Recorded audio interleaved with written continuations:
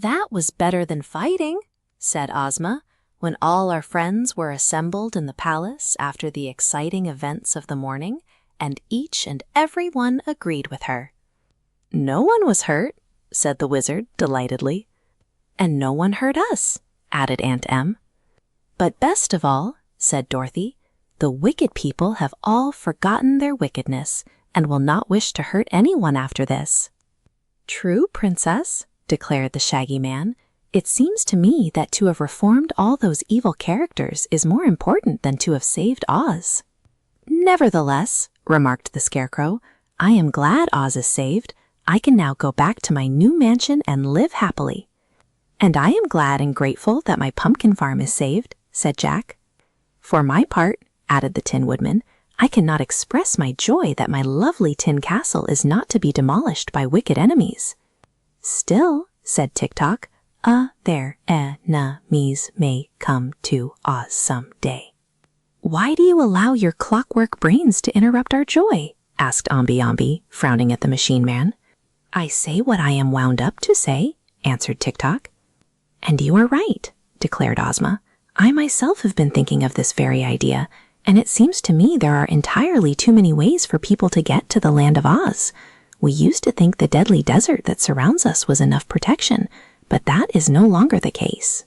"The wizard and Dorothy have both come here through the air, and I am told the Earth people have invented airships that can fly anywhere they wish them to go." "Why, sometimes they do, and sometimes they don't," asserted Dorothy. "But in time, the airships may cause us trouble," continued Ozma, "for if the Earth folk learn how to manage them, we would be overrun with visitors who would ruin our lovely, secluded fairyland." "That is true enough," agreed the wizard. "Also, the desert fails to protect us in other ways," Ozma went on, thoughtfully. "Johnny Dooit once made a sandboat that sailed across it, and the Nome King made a tunnel under it. So I believe something ought to be done to cut us off from the rest of the world entirely, so that no one in the future will ever be able to intrude upon us." "How will you do that?" asked the Scarecrow. "I do not know, but in some way I am sure it can be accomplished. Tomorrow I will make a journey to the castle of Glinda the Good and ask her advice." "May I go with you?" asked Dorothy eagerly. "Of course, my dear princess, and also I invite any of our friends here who would like to undertake the journey." They all declared they wished to accompany their girl ruler, for this was indeed an important mission, since the future of the Land of Oz to a great extent depended upon it. So Ozma gave orders to her servants to prepare for the journey on the morrow. That day she watched her magic picture, and when it showed her that all the gnomes had returned through the tunnel to their underground caverns, Ozma used the magic belt to close up the tunnel so that the earth underneath the desert sands became as solid as it was before the gnomes began to dig. Early the following morning, a gay cavalcade set out to visit the famous sorceress, Glinda the Good. Ozma and Dorothy rode in a chariot drawn by the Cowardly Lion and the Hungry Tiger, while the Sawhorse drew the red wagon in which rode the rest of the party. With hearts light and free from care, they traveled merrily along through the lovely and fascinating Land of Oz, and in good season reached the stately castle in which resided the sorceress. Glinda knew that they were coming. "I have been reading about you in my magic book," she said, as she greeted them in her gracious way.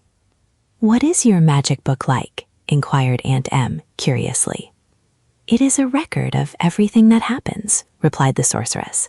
"As soon as an event takes place anywhere in the world, it is immediately found printed in my magic book, so when I read its pages, I am well informed." "Did it tell how our enemies drank the water of oblivion?" asked Dorothy. "Yes, my dear, it told all about it, and also it told me you were all coming to my castle, and why." "Then," said Ozma, "I suppose you know what is in my mind, and that I am seeking a way to prevent anyone in the future from discovering the Land of Oz." "Yes, I know that, and while you were on your journey, I have thought of a way to accomplish your desire, for it seems to me unwise to allow too many outside people to come here. Dorothy, with her uncle and aunt, has now returned to Oz to live always, and there is no reason why we should leave any way open for others to travel uninvited to our fairyland.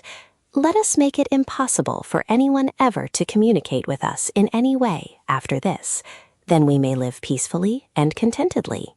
"Your advice is wise," returned Ozma. "I thank you, Glinda, for your promise to assist me." "But how can you do it?" asked Dorothy. "How can you keep everyone from ever finding Oz?" "By making our country invisible to all eyes but our own," replied the sorceress, smiling. "I have a magic charm powerful enough to accomplish that wonderful feat, and now that we have been warned of our danger by the Nome King's invasion, I believe we must not hesitate to separate ourselves forever from all the rest of the world." "I agree with you," said the ruler of Oz. "Won't it make any difference to us?" asked Dorothy doubtfully. "No, my dear," Glinda answered assuringly. "We shall still be able to see each other and everything in the land of Oz." "It won't affect us at all, but those who fly through the air over our country will look down and see nothing at all. Those who come to the edge of the desert or try to cross it will catch no glimpse of Oz or know in what direction it lies. No one will try to tunnel to us again because we cannot be seen and therefore cannot be found. In other words, the land of Oz will entirely disappear from the knowledge of the rest of the world." "That's all right," said Dorothy cheerfully. "You may make Oz invisible as soon as you please, for all I care." "It is already invisible," Glinda stated. "I knew Ozma's wishes and performed the magic spell before you arrived." Ozma seized the hand of the sorceress and pressed it gratefully. "Thank you," she said. How the story of Oz came to an end.